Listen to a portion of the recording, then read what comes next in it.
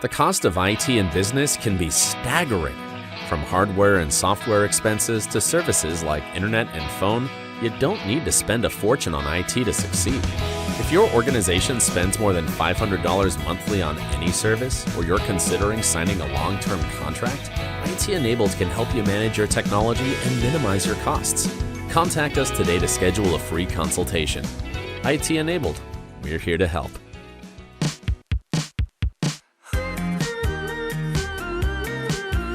Hi, I'm Tara Watson-Watkins, President and CEO of the Lufkin, Angelina County Chamber of Commerce. Welcome to the Connect podcast, connecting business to the community. Here today with my co-host, Blake Pollino of BP Media Group. Thank you so much for watching the show or listening to the show wherever you're listening this week. We have an exciting episode. This week we sit down with Kristina Childress of the Angelina County Cities and Health District to learn what the Health District is, what they do, and how great of a crown jewel this is for a town our size to have its own health district. And let's jump into that episode now. We're so excited to have you today. Thank you. You're one of my favorite people, and I am thrilled that you are back in Lufkin. So for those that have not had the opportunity to meet you, let's give a little bit about your background. Sure. And how you got into this role. All right. So, long story short, let's see. So, I'm a military kid. I grew up in a really large family. I say really large. I'm the eldest of 7. I'm the oldest daughter. That's a large family. Yeah. So my dad is military. He's Navy retired. I grew up born and raised outside of Chicago, and then when I was about middle school, we packed up and moved to Southern California. Okay. Was not very happy about it, but once I saw the beaches and the perfect weather, changed my mind pretty quickly. So from there, went to undergrad in college at New Mexico, northern New Mexico. Met my husband there. Okay. Played volleyball out there. Had my athletic career there. Has always been interested in public health and just the health sciences. Thought I was going to go to medical school or something like that. But when my parents decided to move to East Texas and I graduated undergrad, I followed them here, and it was Lufkin. And my dad's like, hey, it's a big difference. So, don't be surprised. I'm like, okay, that's fine, Dad. I'm just happy to be back with family. So I get here. I started working at the Memorial at the time. I was a patient care tech there. Got to work in the emergency room. It was awesome. It was probably one of my, still to this day, favorite jobs there. Just a really great team. Love working with the nurses and the docs there in the ER. Applied to PA school. And when I applied, I got a letter saying, hey, so sorry, we're not able to get you in on this year, but why don't you come in and be a part of our MPH program? That's a Master Public Health program. And it can make you a more competitive candidate should you decide to apply the next go round. And so I thought, what the heck, why not? I'll get a master's degree while I'm at it. Let's do it. So got into the program, ended up loving it. And I'm just like, oh, well, kind of pushed off the whole PA thing to the side and just really immersed myself in public health, all things public health. And so went from there, graduated, came back to East Texas, married my husband. We've been married for 10 years now. And at the time, I was working, I want to say, at Starbucks, off and on for a long time. And I remember Miss Amy Wright, if you're listening, shout out to her. She comes in one day. I think she was like a rep at the time. She's ordering her drinks. We're just chatting, like baristas do. And she's like, hey, you're working here? And I'm hearing you have a master's degree. And what is it in again? Just asking the right questions. And I said, oh, public health. And you should go down to the health district and you ask for Miss Sharon Shaw and you tell her I sent you. So that day, like coffee clothes and all. And I went, shook Miss Shaw's hand, got her scheduled, let her know when I was available. And kind of the rest was history. I got a call probably 3 months later, if not, with the program, with the National WIC Association, where I got to get my foot in the door in public health and really haven't turned back. So it's been pretty awesome to be able to come back. I did my little stint in Austin where I worked for DSHS under the Centers for Health Emergency Preparedness and Response, CHEPR for short, and learned a whole lot just during the pandemic response.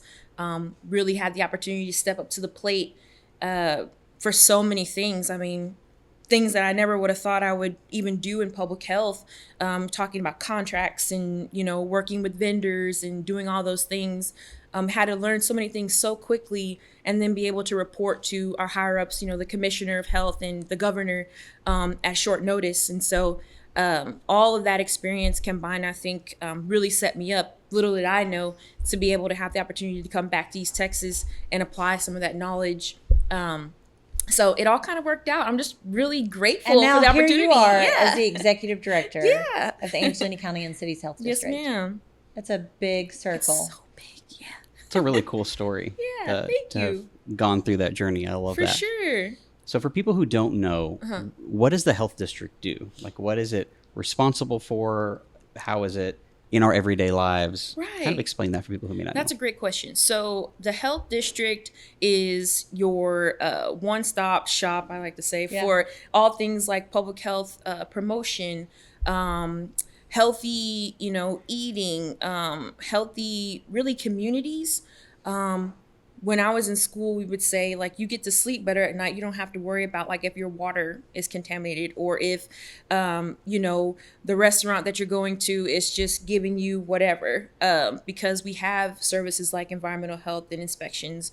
We have women, infant, and children services where we provide, nutrition services to pregnant women and little kiddos. And so there's just, public health is just so broad, and I think having a health district here in East Texas really is, I call it kind of a unicorn here, because you don't have public health districts like this in rural, areas.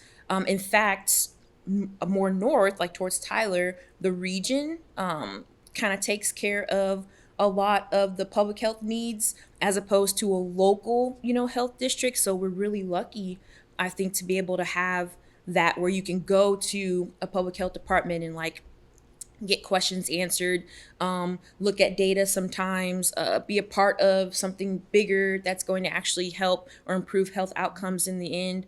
So in a nutshell, it's like all of these things, but we have it right here, in our community here in Lufkin in Angelina County. I don't think people realize how fortunate we are to have that. I think it's just been something that we all know that we've got. The resources are available, but I don't think that people necessarily here that live here and that have experienced it really know the jewel that we have. Right. Yeah. I love that you use that term, the jewel. Sometimes I have to sit back and, really realize and wrap my head around just all of the things that we have going on, all the services that we provide. I'm probably forgetting some now, just to have a primary care clinic where we can provide direct services to those who are underinsured or who don't have insurance. That's huge, a place in the community where people can go. And what I love about clinicians, so nurse practitioners, physician assistants, is a lot of times they can have that that relationship, with the patients, where it's almost like someone that or that family member type feeling that you get. And we really want to leverage that, because in some of our underinsured populations, a lot of folks may have issues with, taking their medications, maybe feeling discouraged or intimidated for asking certain questions about, like, how they even understand their diagnosis, right? So I don't know a whole lot about diabetes, but how can you tell me? And we have, Miss Ann Watson, who does wonderful diabetes education here in Angelina County, partnering with the Ag Extension Office. And so also that, so many partnerships and opportunities for partnering here, where we can leverage some of the things that we already do instead of reinventing the wheel. Yes, a jewel, really. I mean, you kind of encapsulated, it all. So thank you. Yeah, it's great. I love that. You talked about the clinic. So if you've tried to make a doctor's appointment anywhere in the last couple of years, it's getting difficult. Like, it's getting, I called the other day to make just a regular appointment. They're like, we can get you next month. And I was like, okay, I guess I'll be there next month. So explain the clinic. I think there are a lot of people who don't understand that that's there and that it's a resource. So what is that? So our primary healthcare clinic works in the most basic way I can put it is, if you are uninsured, not quite sure, where you fit in the system, and you need care, you can come by the health district and you can talk to our eligibility team, or we call Angelina County Connects. And those ladies there know the ins and outs of any kind of programs to get you set up on. So whether that's Medicaid, or if you have kiddos who need to get on CHIP and things like that. And then that's your first stop. If you already have, Medicaid and you kind of already been through that process, then you can call or come in and make an appointment. And it's crazy because we didn't have the appointment system, I'm told, prior to the pandemic. But seeing that happened, it kind of changed a lot of our processes. And so now we've gone to one. So you can call, schedule an appointment. And we do provide, some wiggle room for like walk-ins here and there, just depends, especially for kiddos who are sick. And we can see you there. So some of the basic, primary healthcare needs there, we can do that for you. So it just starts with really just figuring out where you fit in, getting you eligible, answering those questions that you may have. And if we can't get you the help that you need, we can provide resources to where you can go, right? But we try our best to get to that yes. We try our best to go ahead and make that exception so that you can get the care that you need. One thing y'all do are immunizations as well, Yes. flu shots, things like that. So, if if you need to get your kids immunized, you need flu shots, you need COVID shots, that is all available at the health district. Yes, ma'am. So the immunizations program is really, really great, has been robust for several years. I think that now, we have such tenure there that the folks in the immunizations department, if you just had questions about a vaccine, you could call and they could tell you everything that you need to know about, a particular vaccine. And we welcome, questions, because one thing we want to do is make sure that our community is informed about what the risks are, about what's out there, and about what options are available to you. We never want to intimidate. We never want to, lead with like fear or anything like that. So we want to just provide you the information that we have at any given time to make those decisions a little less intimidating for you. So Absolutely. So what are you looking to achieve now at the health district? What are your goals? Wow. What are you wanting to happen? I also need to shout out, I think, our I call her my financial administrator, Ms. Rosalind McAdams, really just a jewel to me.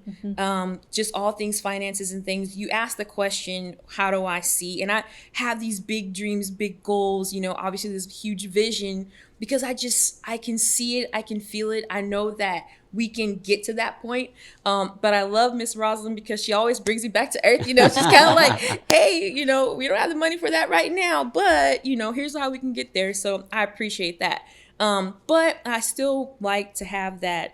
You got a dream. Yeah, to have that dream, because it really helps drive my everyday, that purpose. I feel like there's an alignment here. Like, why would I be back? Like, I was in Austin kind of just minding my business. I have a cat and he rides in with a backpack. We go on hikes and stuff. You'll cool. have to see pictures. But, I'm just doing my thing there. And to be able to come back here, like, wow. So one of the things is becoming accredited. So if you're familiar with hospitals and how they are accredited by JCO, there's the Public Health Accreditation Board, which is kind of like the JCO for public health districts and departments. And so we're looking at that, seeing how we can align all of our programs, internally, get all of our checks and balances in order to be able to move forward with that. Another thing that we're looking at, I think internally, is maybe a restructuring. So that way we align more with public health standards, nationally, and really even in Texas, with some of the larger health districts in the metropolitan areas, like in Dallas, Tarrant County, Harris County, lots of opportunities to collaborate there just by networking.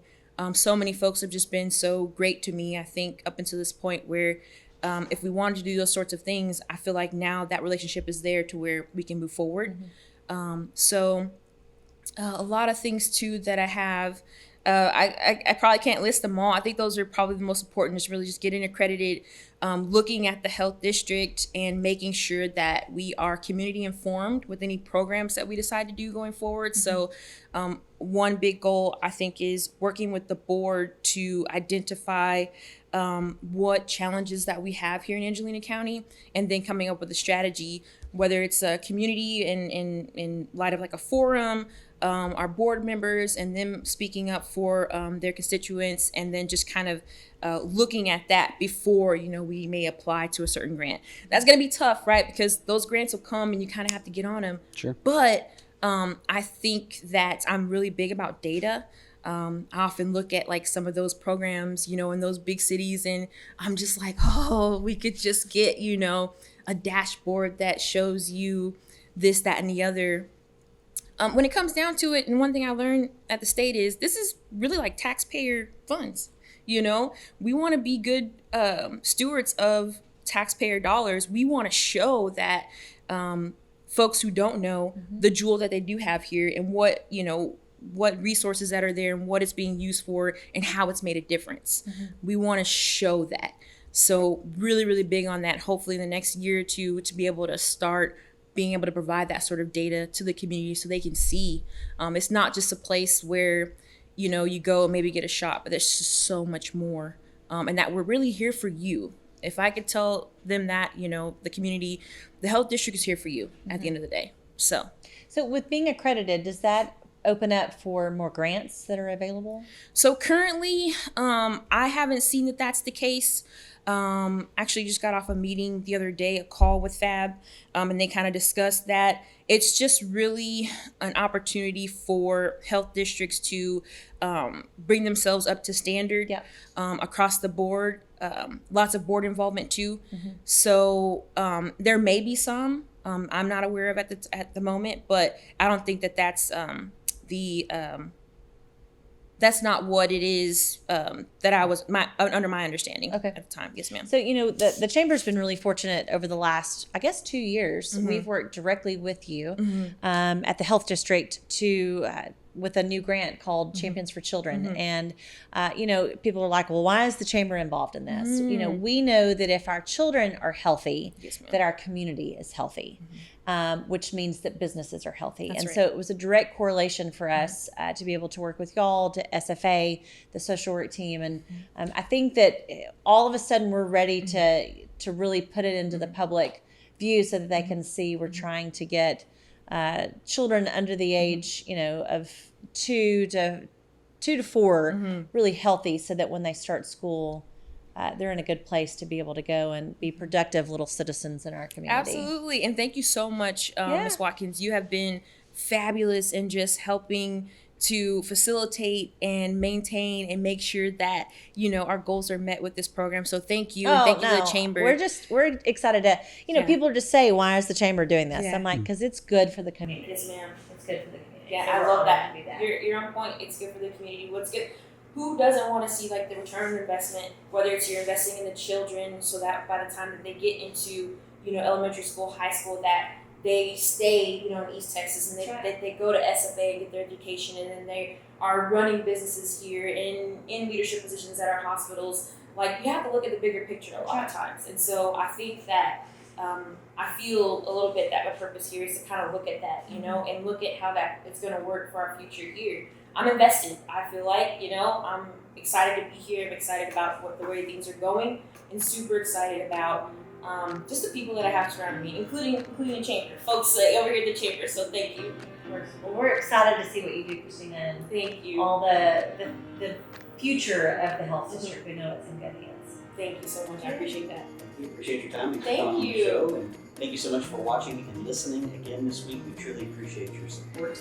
If you want to watch the video version of this podcast, it's available on the Chamber Facebook page and on the Chamber YouTube channel. Thank you so much, and we'll see you next week.